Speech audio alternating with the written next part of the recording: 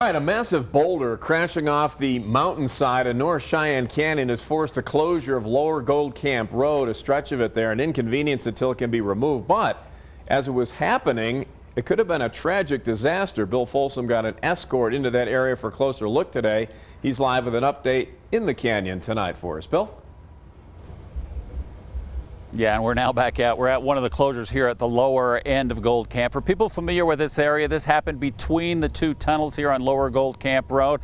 It was around noon on a weekend, around 70 degrees, just tons of people up here. A lot of those visitors witnessed this rock coming down. It's considered very lucky that there was no one below it.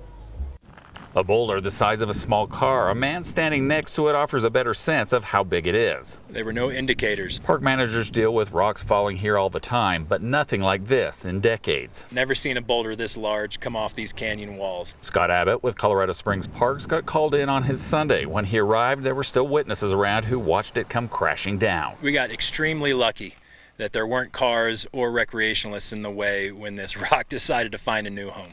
Its new home is temporary. Colorado Springs Parks managers are collaborating with the Forest Service on removal. Explosives are likely. Drill some small holes in this rock, which is typical when things like this happen in Colorado.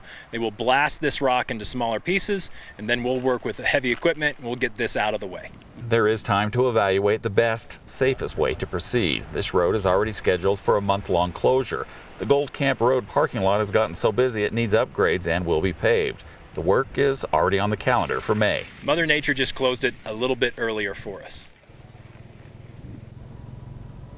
Now, a couple notes for you. Hikers and bikers, they have figured out they can get around that. Parks managers say probably not a good idea for now. They're still evaluating that and say there could be some instability.